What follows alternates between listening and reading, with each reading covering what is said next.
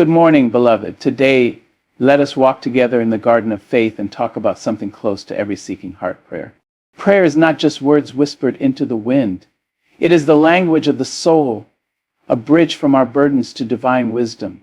And no, God does not always answer in the way we expect, but He always answers. Always. There are 4 prayers that never go unheard. They are not fancy. They do not require a perfect voice, perfect hands, or a perfect life. They require only sincerity, humility, and trust. Truth is a difficult thing. It does not always come dressed in comfort, wrapped in soft words, or delivered at a time we find convenient. Yet, it is one of the most powerful prayers we can ever whisper. When we ask, Lord, show me the truth, we are asking for sight beyond our own eyes, wisdom beyond our own understanding. We are asking for clarity in a world that often deals in illusion. And that is a dangerous request, because truth, real truth, changes things. It changes how we see ourselves, how we see others, and how we move through life. Sometimes we think we already know the truth, but what we really hold is a version of it that makes us comfortable. We cling to half-truths because they fit the narrative we have told ourselves. But when we sincerely ask for divine truth, we must prepare ourselves for answers that may shake us, challenge us, and even humble us. Think of a person who has been walking through life with a heart full of resentment. They are convinced that they were wronged, that the pain they carry is entirely someone else's fault. But when they pray for truth, they may not receive confirmation of their suffering. Instead, they may come to see how their own choices, words, or expectations played a role in the situation. And that revelation is hard. It is much easier to be the victim than to acknowledge our own hand in our struggles, or consider the one who is stuck in a situation that feels safe but stagnant, a relationship, a job, a mindset that no longer serves them. They pray for guidance, for direction, for peace, but deep down, what they really mean is, Lord, tell me what I want to hear. And yet, when the truth is revealed, it may not be what they expected. It may come as an undeniable realization that they need to move, to change, to let go. And change, even when it leads to freedom, is frightening. But here is the thing about truth: it is not given to harm us. It is given to free us. Even when it is hard to accept, it is ultimately a gift. We may resist it at first, deny it, try to reason our way around it, but truth does not change just because we are not ready to face it. And the longer we ignore it, the heavier it becomes. The world does not always celebrate truth. It often rewards those who hide from it, who twist it, who bury it under pretty lies. But God does not deal in deception. He does not offer truth with conditions. When we ask, He answers. And when He answers, He calls us to act. So if you dare to pray, Lord, show me the truth, be prepared. Be prepared for eyes that see beyond the surface. Be prepared for ears that hear what was once hidden. Be prepared for a heart that can no longer live in denial. Truth is not always easy, but it is always necessary. And if you can stand in it, even when it shakes you, even when it humbles you, even when it asks you to change, then you will find yourself walking lighter, freer, and more aligned with the purpose you were created to fulfill. Forgiveness is one of the greatest mysteries of faith. It is both simple and profound, both immediate and lifelong. It is a request we whisper when our hearts are heavy, when our past presses against us, when we feel the weight of our mistakes resting on our shoulders. It is an admission of imperfection, a surrender of pride, and a reaching out for mercy that is always available but not always easy to accept. When we pray, Lord, forgive me, we are not telling God anything He does not already know. He has seen the moments we regret, the words we wish we could take back, the choices we made when fear, anger, or weakness spoke louder than love. And yet, despite knowing every misstep, every flaw, and every failure, He still listens. He does not turn away. He does not withhold grace. The hardest part of asking for forgiveness is not receiving it. It is believing we are worthy of it. Some people hold on to their mistakes as if punishing themselves will somehow make things right. They replay their failures over and over in their minds, unable to move past them. They tell themselves they do not deserve mercy, that what they have done is too great, too unforgivable. But that is not how grace works. Forgiveness is not about deserving. It is about surrendering. It is about realizing that no one is perfect, and yet everyone is still loved. It is about laying down our burdens and accepting that we are not defined by the worst thing we have ever done. Consider a person who has wronged a friend, spoken words in anger, or broken a trust they were meant to protect. They carry that guilt like a stone in their pocket, always feeling its weight. But the moment they sincerely say, "Lord, forgive me," that weight is lifted not because they have erased what happened, but because they have opened themselves to transformation. True forgiveness does not erase, it redeems. And when we ask for forgiveness, we must also learn to give it. How many people walk through life holding grudges, refusing to let go of past hurts? How many times do we say, "I will forgive, but I won't forget," while secretly holding on to resentment like a shield? Forgiveness is not just a request we make, it is a gift we must extend. If we ask for grace but refuse to give it, we are building walls instead of bridges. Forgiving others does not mean pretending the hurt never happened. It does not mean allowing the same harm to come again. It simply means releasing ourselves from the prison of bitterness. Because in the end, holding on to anger does not harm the person who hurt us, it harms us. When we pray, "Lord, forgive me," we must also ask for the strength to forgive ourselves. That is often the hardest step. We can believe in grace for others but struggle to apply it to our own hearts. But God does not forgive halfway. He does not say, "I will erase this part of your mistake, but you must carry the rest." He wipes the slate clean. He sees who we are becoming, not just who we have been. So when we ask for forgiveness, we must trust that it is given fully and freely. We must let go of shame, of guilt, of the idea that we must earn our way back into grace. We must believe that mercy is real, that love is greater than any mistake, and that no matter how far we have fallen, we can always rise again. There are days when we wake up feeling as if we are standing at the foot of a mountain too high to climb. The weight of life, the burdens we carry, and the challenges ahead seem too much. We try to push forward, to rely on our own will, but there comes a moment when our hands tremble, our knees buckle, and our spirit whispers, "I can't do this alone." And so we pray, "Lord, give me strength." This is not just a prayer for physical endurance, though there are certainly times when our bodies grow tired and weak. This is a prayer for the kind of strength that carries us through heartbreak, through loss, through disappointments that threaten to break us. It is a prayer for the courage to face the unknown, for the patience to endure seasons of waiting, for the resilience to stand tall when life tries to knock us down. Strength is not always loud. It is not always visible to others. Sometimes strength looks like getting out of bed when grief tells you to stay down. Sometimes it is speaking when your voice shakes, standing firm when everything around you is shifting, or choosing to love again after your heart has been shattered. Strength is not just about holding on, it is also about knowing when to let go. There are moments when we pray for strength and expect a sudden burst of power, an instant transformation that makes us unshakable. But more often, strength comes in small, quiet ways. It comes as a deep breath before a difficult conversation. It comes as a whispered reminder you have survived every hard day before this one. It comes as the simple decision to try again.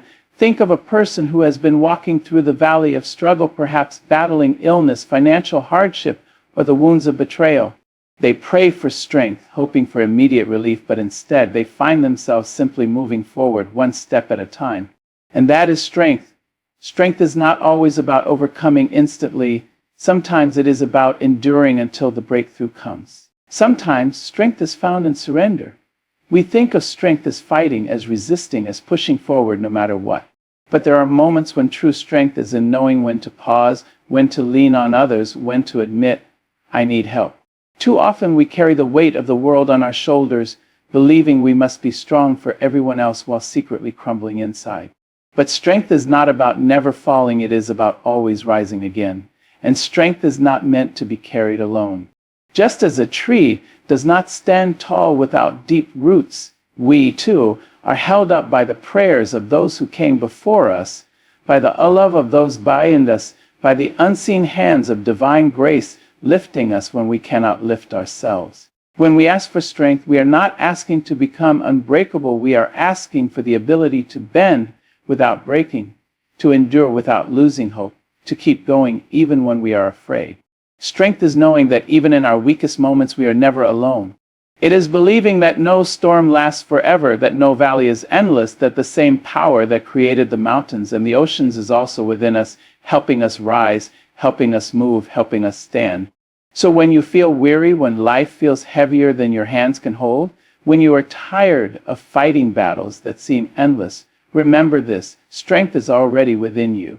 It may not always feel like it, But every time you choose to keep going, every time you refuse to let hardship define you, every time you hold on to hope when it would be easier to give up, that is strength. That is answered prayer. That is divine power at work within you. There comes a time in every life when we look beyond ourselves and ask, what am I here for? We spend our days working, striving, achieving, but deep in our souls, we long for something more. We long to matter. We long to make a difference. And so we offer up a prayer, Lord, use me. This is not a prayer for comfort. It is not a prayer for ease. It is a dangerous prayer, a bold prayer, because when you ask to be used, you are asking to be moved, stretched, and transformed. You are asking to be placed where you are needed, not necessarily where you are comfortable. To be used by God is not always glamorous. It does not always come with applause or recognition. Sometimes it looks like being the one who listens when no one else has time. It looks like giving when no one is watching, showing kindness when it is undeserved, and standing firm in truth when it would be easier to stay silent. When we say, Lord, use me, we must be prepared for unexpected answers. We may hope to be called to great stages, to lead, to shine in ways that are visible to the world. But more often we are called to serve in quiet ways. We are called to love difficult people, to offer patience when it is running thin, to encourage when we ourselves feel weary. Think of a candle. A candle does not shine for itself. It burns to give light to others, to push back the darkness. But in doing so, it is consumed. That is the nature of service. It costs something. It requires humility. It requires a willingness to be changed.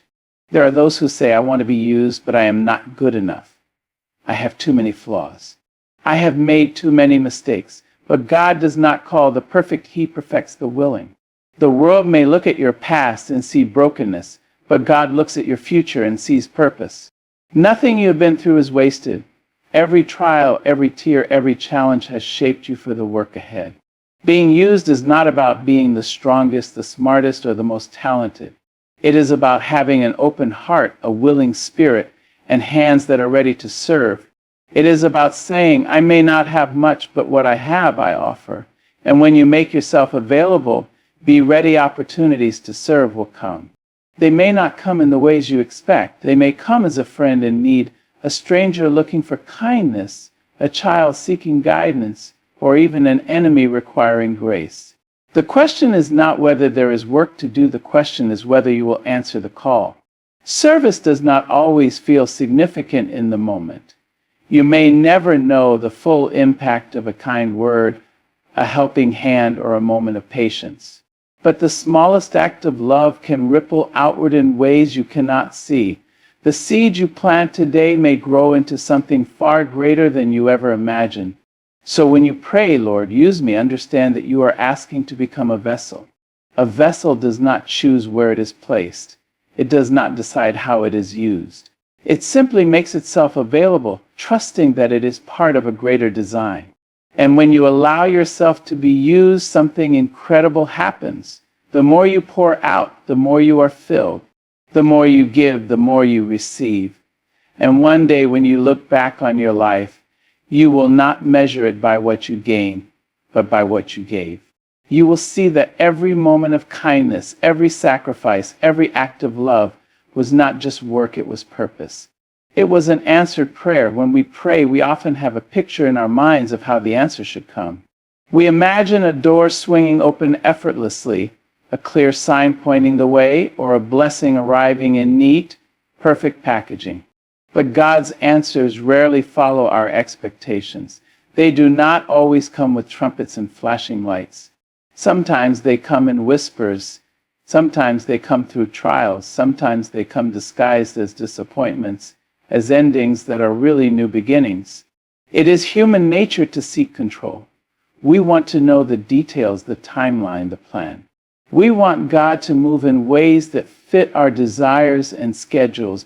But faith is not about dictating the answer. It is about trusting the process. When we pray, we must be willing to receive the answer in whatever form it comes, even if it looks nothing like what we envisioned. Think of a person who prays for strength.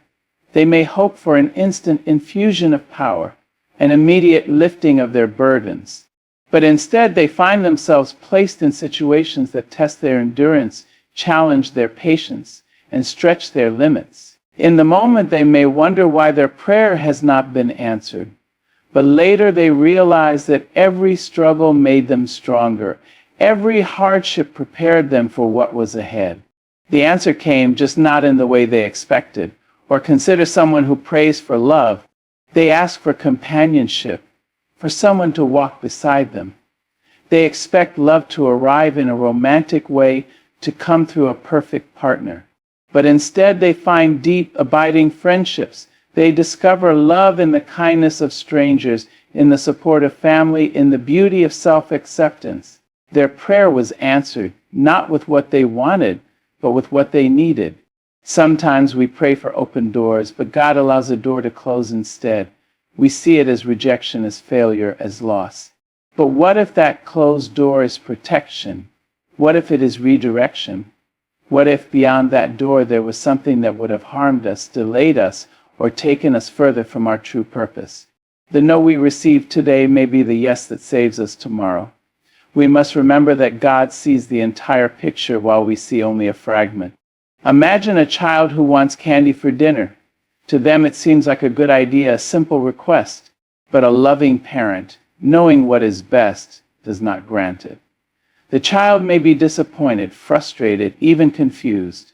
But in time they will understand that the denial was not punishment, it was care. In the same way, when God answers differently than we expect, it is not because He is withholding good from us, but because He is preparing something better. Trusting God's answers means letting go of our limited understanding. It means believing that even when we do not see the full picture, the answer is unfolding exactly as it should. It means having faith that delays are not denials, that closed doors are not the end, and that even in silence, God is still working. The greatest blessings often come wrapped in unexpected packages. The very thing we resist may be the thing that transforms us. The unanswered prayer we mourn today may be the answered prayer we thank God for tomorrow. And when we finally look back, we will see that every twist, every turn, every unexpected answer was not a detour, but a part of the perfect plan. Growth is never easy. It stretches, it pulls, and at times, it even breaks us open in ways we never expected. When we ask for wisdom, for clarity, for a deeper understanding of our purpose, we often hope that the answers will come gently, that they will arrive in moments of peace and ease. But the truth is, clarity rarely comes without challenge, and growth rarely happens without discomfort. Think of a seed buried beneath the soil. In the darkness, it begins to break apart. The shell that once protected it is now splitting open, forcing the seed to push through layers of earth, struggling toward the surface. If the seed had a voice, it might cry out in confusion, in pain, and resistance. But what seems like destruction is actually transformation. Without that struggle, the seed would never grow into the tree it was meant to be.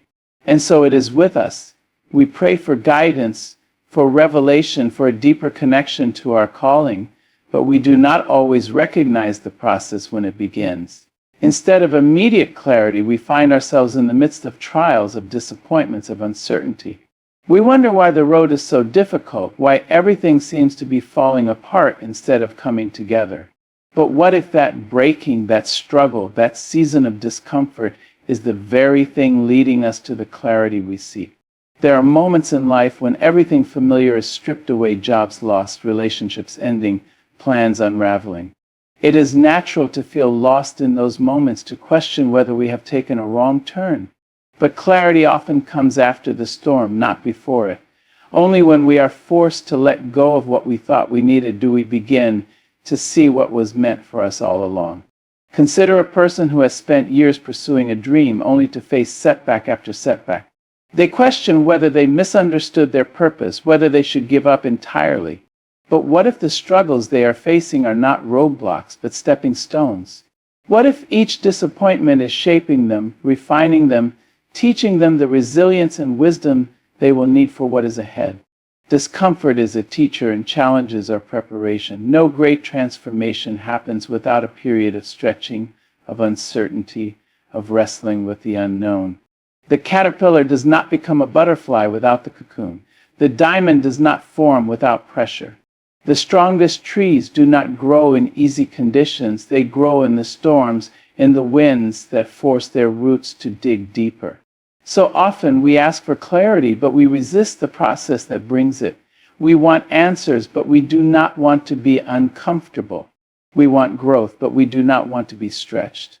But the reality is that divine clarity is not given to those who refuse to move. It is given to those who are willing to walk through the fire, trusting that on the other side they will emerge stronger, wiser, and more aligned with their purpose than ever before. The next time you find yourself in the middle of struggle, instead of asking, "Why is this happening to me?" ask, "What is this preparing me for?" Because every challenge carries a lesson. Every difficulty carries a purpose, and every season of discomfort is leading you closer to the person you are meant to become. To live with purpose is to live with intention. It means moving through life with a sense of meaning, with a desire to contribute, to serve, to grow into the person you were created to be. But purpose is not something that arrives fully formed. It is not a destination we reach overnight, nor is it a single unchanging path. Instead, it is a journey, one that requires an open heart, a willingness to be transformed, and a trust in the guidance that shapes us along the way.